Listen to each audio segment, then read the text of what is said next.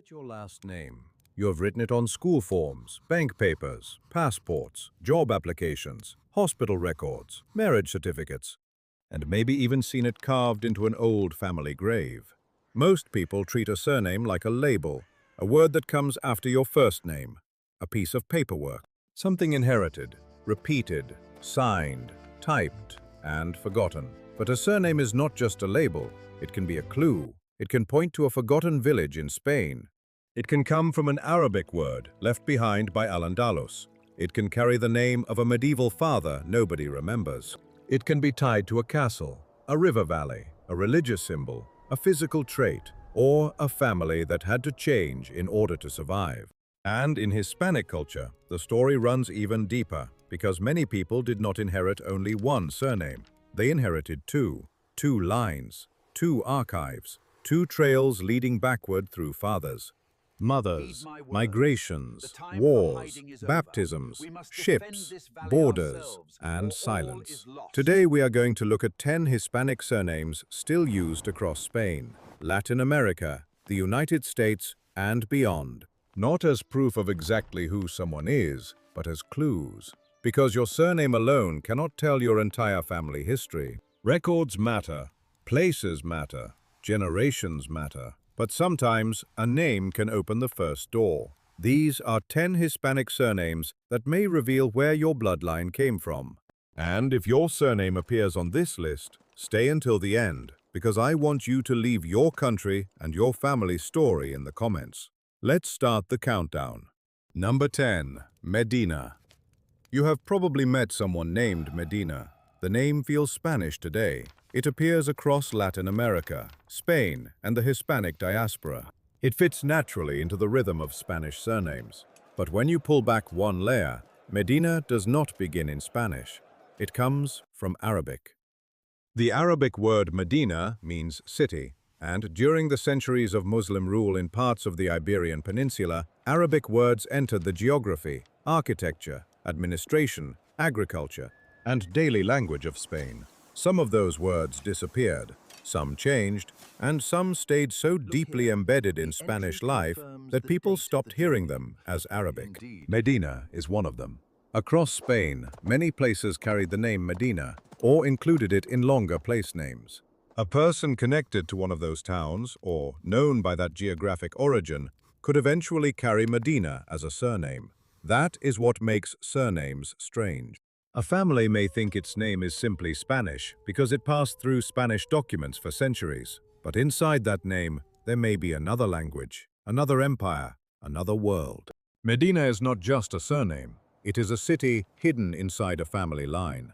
Number 9. Guerrero. Guerrero is one of those surnames that almost explains itself. It means warrior. But the deeper story is not only the meaning. It is the kind of person a community would have remembered with that word. Before surnames became fixed, many people were identified by what they did, where they came from, or how others saw them. A man who fought could become known as the warrior, a soldier, a dangerous man, a protector, someone with a reputation for violence, bravery, or strength.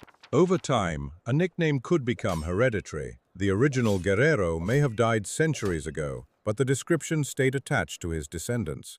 The word itself is tied to the old vocabulary of war that moved through Latin.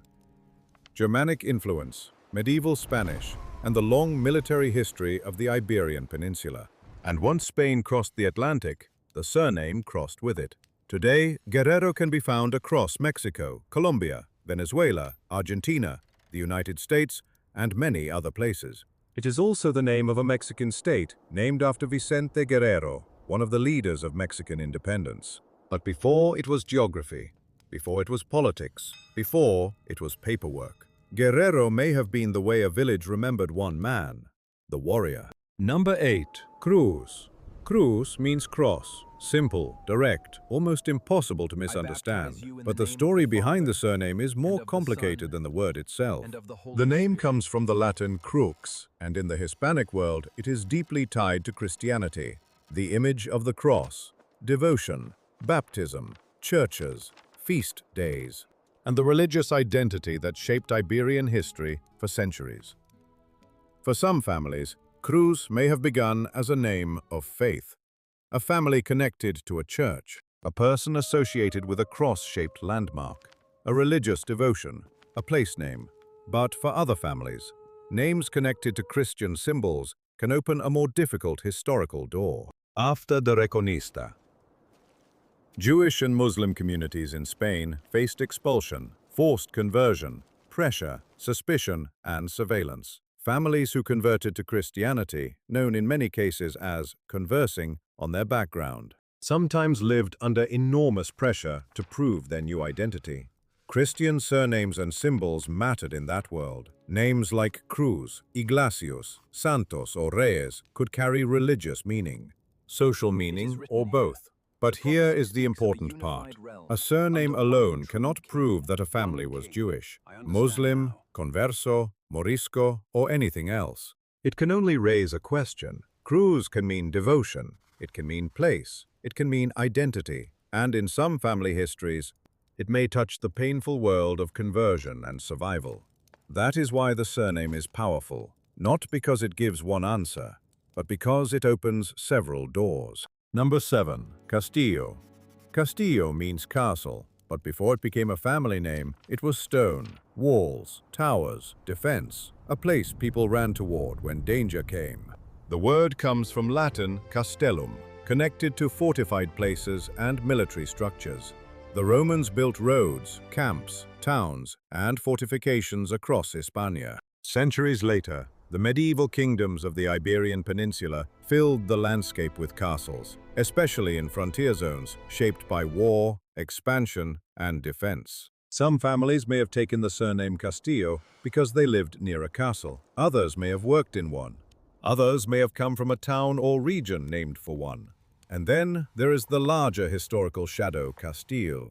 Castilla, a region so associated with castles that the name itself became a symbol of power, language, conquest, and empire.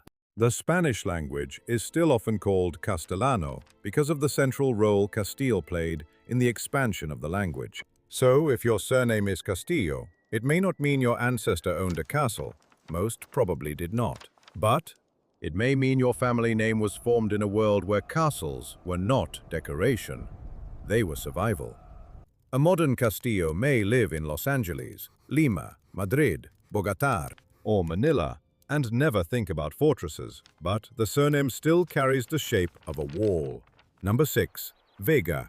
Vega is a map disguised as a surname. In Spanish, a vega is a fertile plain, usually low, flat land near a river, often good for farming. Before modern industry, land like that was wealth. A fertile valley could feed families, support villages, and determine who had power in a region. In a medieval economy, the difference between poor soil and irrigated land could be the difference between hunger and survival. That is why Vega became such an important place name and surname. A family may have lived near a vega, owned land in one, worked in one, or come from a town named for one.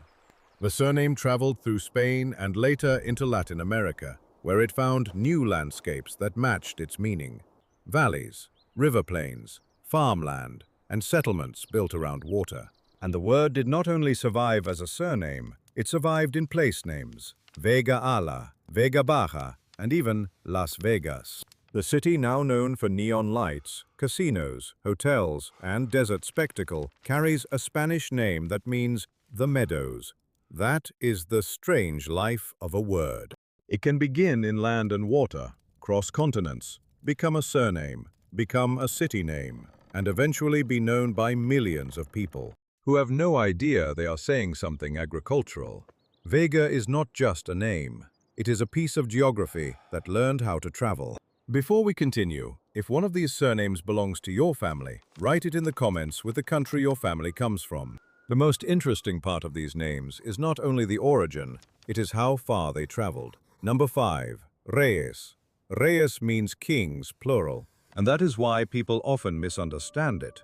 If your surname is Reyes, it does not mean your family was royal. In most cases, surnames like Reyes came from something much more ordinary and sometimes much more interesting. A family may have lived near a church, chapel, road, or place connected to Los Reyes, the kings, especially the three kings, who hold deep importance in Hispanic Catholic tradition. In many Spanish-speaking countries, the Day of the Three Kings on January 6th has historically been one of the most important religious and family celebrations of the year. So Rise could be tied to devotion, to a place, to a religious landmark, to a festival, to a name given by the community. In some cases, Rise may also have worked as a nickname for a person who carried himself with unusual pride or dignity, someone who acted like a king, even if he owned nothing close to a crown. And, like other Christian surnames in some family histories, it may overlap with the world of conversion, identity, and social survival.